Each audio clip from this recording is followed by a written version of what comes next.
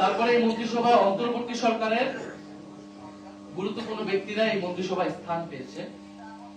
অনেকে নির্বাচিত হয়ে, অনেকে রিপ্লোকেট কোটায় তারা স্থান পেয়েছে। আমরা সেটা নিয়ে প্রশ্ন তুলেছি। অন্তর্বর্তী সরকারের গুরুত্বপূর্ণ দায়িত্বে ছিলেন, এখন তিনি বিএনপির এই মন্ত্রিসভায় স্থান পায়, সেটা কিন্তু অন্তর্বর্তী সরকারের নিরপেক্ষতা, নির্বাচনের নিরপেক্ষতা নিয়ে প্রশ্ন উঠবে। আপনারা অলরেডি সেটা জেনেছেন। আমি বলেছি যে পররাষ্ট্রমন্ত্রী হিসেবে যাকে দেওয়া হলো, ডক্টর খলিলুর রহমান, এই অন্তর্বর্তী সরকারের সময় অনেক ব্যক্তিকে বিদেশ থেকে আহ্বান করে নিয়ে আসা হয়েছিল। আমরাও আহ্বান জানিয়েছিলাম দেশের স্বার্থে, দেশের কাজের জন্য তাদের এক্সপার্টাইজকে আমরা ব্যবহার করতে চেয়েছি যাতে দেশ এবং সরকার উপকৃত হয়। আমরা সাধুবাদ জানিয়েছিলাম। এখন সেই এক্সপার্টাইজকে যদি ব্যবহার করতে হয় পরবর্তী সময়েও, সেটা সমস্যাজনক নয়, কিন্তু এটা অবশ্যই একটা কনসেনসাসের ভিত্তিতে হতে হবে। কারণ কোন ধরনের সমঝোতা ছাড়াই অন্তর্বর্তী সরকার কিন্তু একটা সমঝোতার ভিত্তিতে পরিচালিত হয়েছে। কোন ধরনের সমঝোতা ছাড়াই, আলাপ আলোচনা ছাড়াই যদি অন্তর্বর্তী সরকারের গুরুত্বপূর্ণ দায়িত্ব, যিনি নির্বাচনেও গুরুত্বপূর্ণ দায়িত্ব পালন করেছেন, সেরকম একজনকে যদি বিএনপি সরকারের, এই নতুন সরকারের গুরুত্বপূর্ণ মন্ত্রণালয় দেওয়া হয়, তাহলে জনমনে এই প্রশ্ন আসবে, আমাদের মনে প্রশ্ন এসেছে। আমরা আশা করব যে এই প্রশ্নের সুরাহা প্রধানমন্ত্রী করবেন, এই মন্ত্রিসভা করবেন, এবং যার পদত্যাগ বিএনপির একসময় নিজেই চেয়েছে অন্তর্বর্তী সরকারের সময়, তখন আমরা এটার বিরোধিতা করেছিলাম। ফলে কি এমন ঘটে গেল যে যাকে অন্তর্বর্তী সরকারে বিএনপি দেখতে চায় না, তাকে নিজ মন্ত্রিসভায় বিএনপি নিয়ে এসেছে, সেই রহস্যটা বাংলাদেশের জনগণ জানতে চায়।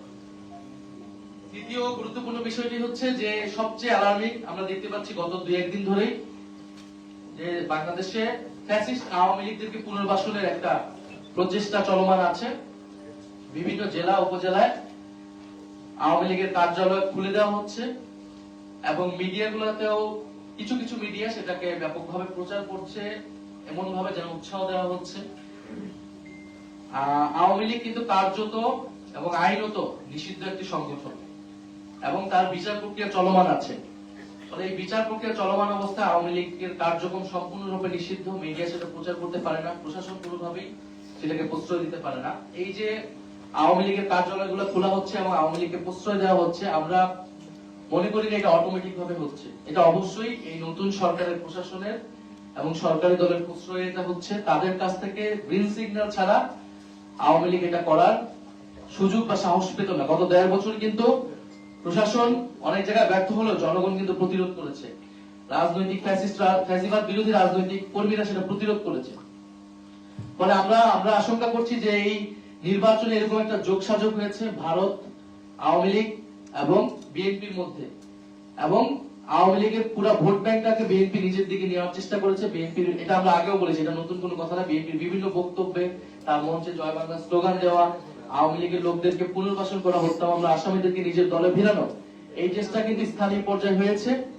কিন্তু এইটা যদি এখন আওয়ামী লীগ সেটার বিনিময়ে, এই ভোট ব্যাংকের বিনিময়ে যদি আওয়ামী লীগের রাজনীতিকে পুনর্বাসনের চেষ্টা করা হয়, তাদের কার্যক্রমকে সুযোগ করে দেওয়া হয়, তাহলে তা কঠোরভাবে প্রতিহত করা হবে। আমরা প্রশাসনের প্রতি আহ্বান জানাবো যে 8টি বা 9টি জেলায় আওয়ামী লীগের জেলা কার্যালয় তারা খুলেছে, সেটা কিভাবে হয়েছে আমরা তার জবাব দিতে চাই, এবং অবিলম্বে সেটা প্রশাসনিকভাবে আইন শৃঙ্খলা বাহিনীর দায়িত্ব সেই কার্যালয় বন্ধ করা। যদি তারা ব্যর্থ হয় তাহলে আমরা কিন্তু রাজনৈতিকভাবে প্রতিরোধের ডাক দেবো সারা বাংলাদেশে, এবং সেটার জন্য কিন্তু এই সরকারকেও আমরা কিন্তু কাঠগড়ায় দাঁড়াবো এই ফ্যাসিস্টদেরকে পুনর্বাসনের দায়। চতুর্থত আমরা বলতে চাই যে এই নতুন সরকার গঠনের সাথে সাথে আমরা দেখতে পাচ্ছি যে গণমাধ্যমের স্বাধীনতার উপর হস্তক্ষেপ হচ্ছে, গণমাধ্যমের কণ্ঠস্বরকে রোধ করে দেওয়ার চেষ্টা করা হচ্ছে। আপনারা অলরেডি শুনেছেন বাসসের ঘটনা, আপনারা জানেন, আপনারা এখন টিভির যে সাংবাদিকদেরকে শোকজ এবং পরবর্তীতে বরখাস্ত, সেই ঘটনা আপনারা জানেন।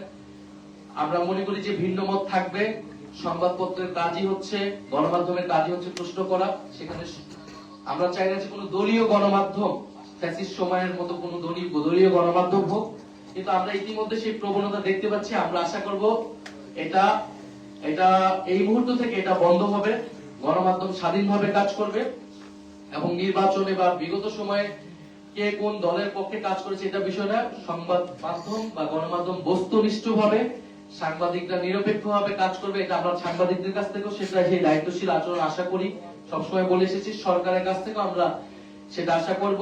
এবং সরকার দলীয় লোক যারা বিভিন্ন হাউসে রয়েছে তারাও যাতে ভিন্ন মতের কোন সাংবাদিকদের উপরে বা সত্য প্রকাশ করেছে এবং কোন সাংবাদিকদের উপরে তারা তারা তাদের কণ্ঠ রোধ করবে না এবং স্বাধীনভাবে সাংবাদিকরা কাজ করতে পারবে।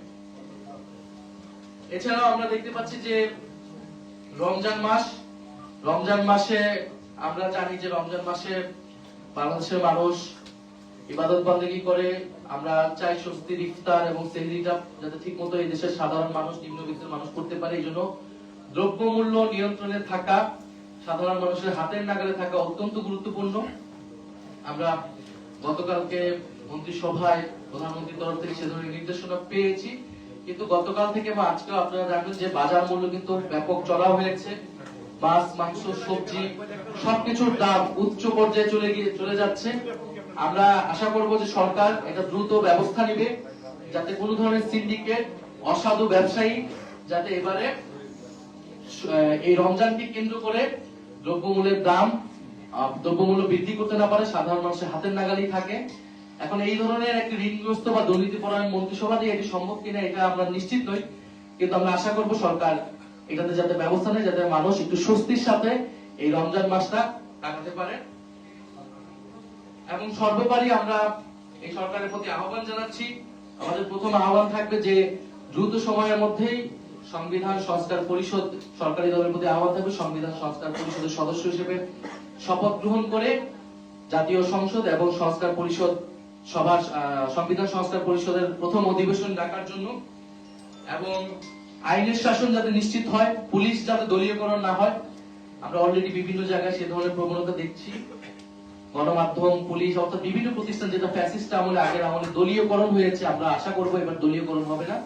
ফলে পুলিশের সংস্কারের যে প্রস্তাবনাগুলো রয়েছিল, পুলিশ কমিশন সহ, সেটা যাতে দ্রুত সময়ের মধ্যে বাস্তবায়ন হয়। পুলিশের যাতে দলীয়করণ না হয়। রাস্তাঘাটে চলাফেরা যাতে নারীর নিরাপত্তা নিশ্চিত হয়। স্বরাষ্ট্র মন্ত্রী বলেছেন যাতে মব কালচার বন্ধ করবেন।